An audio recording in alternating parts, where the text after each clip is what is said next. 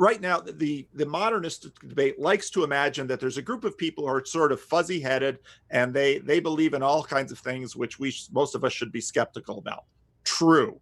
That's always the way it is. But there's lots of other things that we can't really explain that we sort of turned a blind eye to. And you can ask questions like this, such as, why do ideas of hauntings continue to, I just looked up yesterday, in fact, Sacramento haunted areas, and you have all these stories of ghosts and things. And it's like, we don't have any scientific framework to believe that. And so what people do sort of a priori is they say yes or no based on their template. When the truth about human beings is, and the further cognitive science seems to go with this, my experience of this manifest image that I see in front of me is really a concoction of my mind more than just simply my eyes taking in rays. And so science has its role to play, but using these categories to describe ancients or even modern people, they tend to break down. Well, I mean, first of all, like, I'm a theist. Okay, I believe in God. Adam doesn't believe in God. So I'm not trying to make this like an argument to like pwn religion or God or anything like that. Like, that's not even. I'm just concerned out of curiosity. This very, very specific point, because like the way that I conceptualize this is like, okay, obviously people must have believed or even still believe that Adam and Eve existed, because isn't that where original sin comes from? Like, can original sin even work if you don't believe Adam and Eve existed? Because that's where the original sin comes from. Like, I assume that at some point this was all believed literally, or still is by many people. But even if you had to really describe what literal belief means, things get weird quickly. Well, I mean, I could give you my definition. I don't know what my definition is, in that people believe that there was a physical person named Adam and a physical person named Eve, and they talked to God physically, and that there was a physical snake that tricked them into eating an apple they were not supposed to eat, and that God expelled them. And these are all events that happened the same way that Abraham Lincoln was president.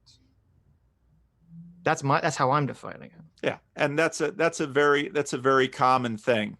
But part of this got pushed into the church. You find these kinds of conversations as you're having them now, like when we get into the 18th and 19th century. Mm-hmm. Why did we start talking about that in this way when you read people in the second and third centuries talking about it? And they had similar type things, but the conversations were different because the categories they were working in were different. Okay. Like different how? Like, I'm not familiar with any of this. So. The questions of biblical interpretation, let's say from Augustine, who was in the 4th and 5th centuries, was a little. Augustine wrestled with these questions too, as did Origen quite a bit earlier on.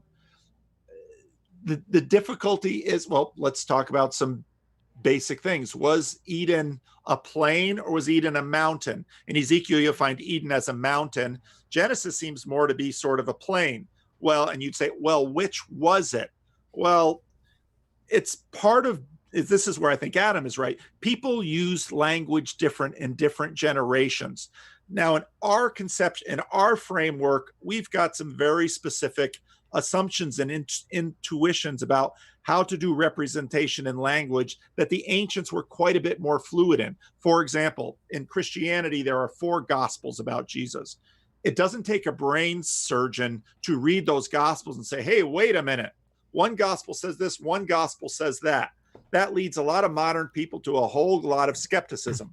Ancients understood these discrepancies, but it didn't bother them when they were thinking about Jesus. Why?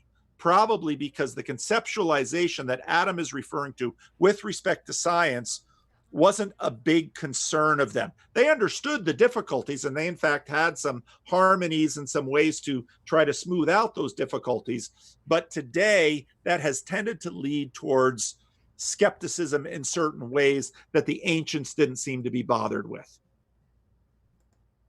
Yeah, but that's okay. But that's because, as Adam was saying, presumably people back then, they didn't really care or necessarily conceptualize things in terms of like empirical science because those concepts didn't exist. Right? Yeah. The concepts didn't exist as they do today. Yeah, as we're defining them today, right? But presumably, I would imagine that even people in 1000 or 1000 BC, they still had a concept or a term or a word to describe like a tradition of something that was just like what you did, and maybe they didn't necessarily believe it. Versus, oh no, if you do X, God will smite you. Like that will actually happen to you if you do this. Like I'm assuming that even back then they had a different concepts for those different actions or beliefs.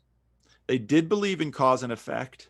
They did have different concepts, and their understandings of, well, think about it today with respect to health. Let's say we tell people eat certain things and you will be healthier and live longer and have a better life. Mm-hmm. Well, those things are generally true, but all the time we hear about Granny who smoked until she was 90 and such a person who took good care of his life and then dropped at 55 with a heart attack. And then you get into this question of beliefs. I was listening to a very interesting conversation with respect to modern witchcraft. Well, do these modern witches really believe that when they hex Brett Kavanaugh or Donald Trump, they're hurting him? Some do, sure. Well, but what do we mean? What do we really mean by really believe? I mean, even that's pretty foggy with a lot of those people. Well, wait a minute. I actually know some people that are like witches, that are wicked, and they believe that they're like communicating with spirits, and they believe it in a literal, empirical, scientific sense. Now they can't prove it, but they believe it's actually physically happening. Well, and I would argue that so as a pastor, people walk around and they very modernist, secular people will say that's a spiritual thing. And I will regularly pause them and ask them, what do you mean by spiritual? And maybe they can concoct some ideas and images of spiritual, but they can't really talk about even what they're meaning by the word most often. Mm-hmm. And that's, I'd say, common in humanity, that we use these words, and if you really press people on what these words mean, they don't do very well. Now, I could talk about an example I use often is school spirit. And if you think about what school spirit is, you can very quickly have an understanding how the architecture of the school contributes to school spirit. The history of the school contributes to school spirit. The policy decisions of principals and teachers contribute to school spirit. Yet, is there a realm in which this spiritual reality actually exists? And then you think about a school mascot. When some kid puts on the costume, they become the school mascot and contributes to school spirit, which will actually have long-term potential impact on the lives of these students, because 50 years later, you can find some student that says, when I was in high school, my life was going in the wrong direction, and this teacher confronted me, and we had this pep rally, and I met this person, and this set my life on a totally new track. Well, that's spiritual power, but how exactly is this mediated? It's not mediated by the kinds of science that we look to describe the materials of this stand. Well, I mean, from the example that you provided, wouldn't that just be, psychology is, people consider that a soft science, but it'd still be, psychological explanations for all that stuff, for the motivation and the energy. For the behavior. You look at psychology as, well, this is how we can explain it. Right.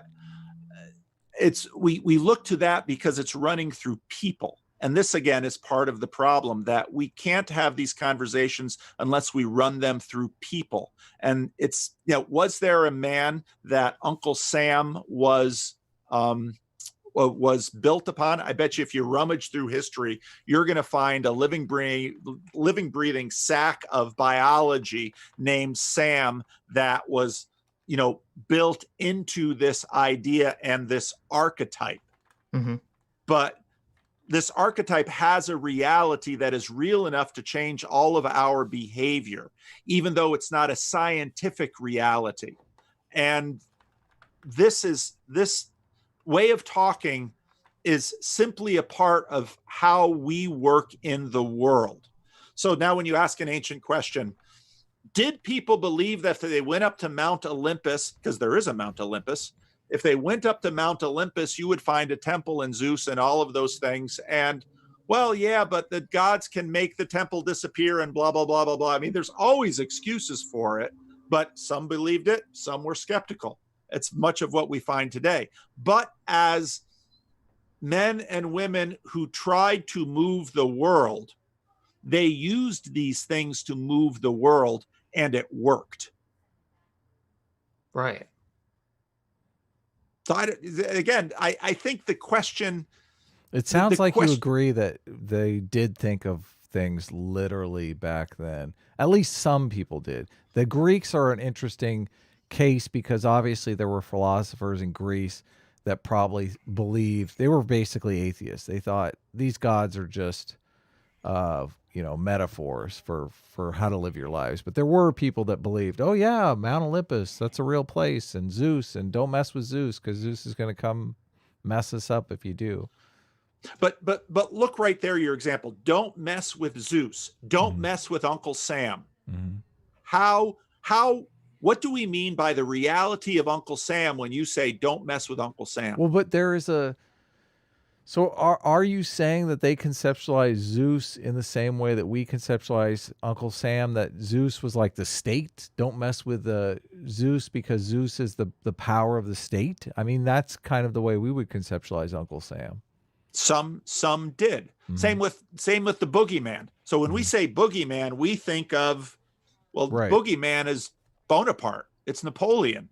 That's where boogeyman comes from. Really? I didn't know that. Interesting. Yeah, that's Napoleon Bonaparte. And, throughout Europe, they were at one point in time terrified of the boogeyman because the boogeyman was in fact going to lead the French armies through Europe and conquer it. So now it takes on a new thing, but it also takes on another dimension. So is the boogeyman real? Well, yeah, but you begin to get a sense of the difficulty of the question and what you mean by real. Because for a mother's love is more real than the apple pie she put on the table in one specific day, because the mother's love produced that apple pie. And it's that nexus that moved the ancient world and continues to move us today. And we tend to be looking at the material instantiation of things when the ancients understood, as we do today, the real power is actually in all of this spiritual stuff. Because that's what's shaping the matter. If you look at Aristotle, that's basically what Aristotle lays out. There's a difference, too, in the fact, like Sitch had brought up Atlas holding up the earth. The ancient people weren't really concerned with how the earth was held up. Is that correct? And Atlas was like a story to say, but they weren't really interested in discerning how the earth was held up, or was this... What frame of reference would they have had to critique the story? At least for most people. None. Yeah. Exactly. It's turtles all the way down, right? Yeah, that's what I was thinking. Like something to say, just something like a placeholder. I think in some ways, think about, so I did a conversation with a friend about cargo cults. So you have these tiny little islands in the Pacific, and the U.S. is, moving on the war against Japan. And so the American government comes in there builds a landing strip. And because, you've got this population on the island and you sort of want to be friends, you bring them food, you bring them gifts, you bring them all of this. And the island people are like, oh, this is amazing. And then the U.S. has their airstrip and they win the war against Japan. And what happens? They stop coming in with all the goodies to give to the islanders. Mm-hmm. Okay. So then just go to YouTube and put in cargo cults. So what do the islanders do? They build airline strips and they start. Why? Yeah, because they believe. Now think about this. Because on one hand, we have a different perspective than them. We're on the United States and say, "Oh, I understand the war against Japan. I understand the Army Air Force coming in, building the landing strip, giving the natives. We understand that picture from a perspective." Mm-hmm. They then built cargo strips, kind of like Gilligan's Island planes, control towers, all of this stuff, waiting to sort of instantiate this to come. And we look at that and we sort of laugh. But let me ask you this. Did it work? I'm not sure. I don't know how the story ends. It didn't work the way they thought. I mean, the U.S. military never once again came in and built in. But guess who did come? Well, some cameramen, obviously, if there's videos on YouTube, they're some like cameramen, yeah, some anthropologists, in all sorts of different ways. After they built it, we did come, and we're still talking about it. So you can ask the question, did the landing strip work? I guess it did. Well, it did. It did. Now, when we look at it within a frame of reference, imagining that, well, those silly islanders built a landing strip and they thought that B-25s were once again going to land. But no, now it was a bunch of Cessnas and anthropologists and cameramen. And if they had never built a landing strip, would those anthropologists and cameramen and YouTubers ever have come back? And then one cult starts building a cult to Prince Philip, the husband of Queen Elizabeth II. And, well, now they're worshiping Prince Philip. Well, guess what? Prince Philip hears about this at some point, and guess what happens? He comes. Yeah. And gives the gifts. And it's like, did it work? Did it work scientifically? Well, they weren't functioning in that realm, but it worked.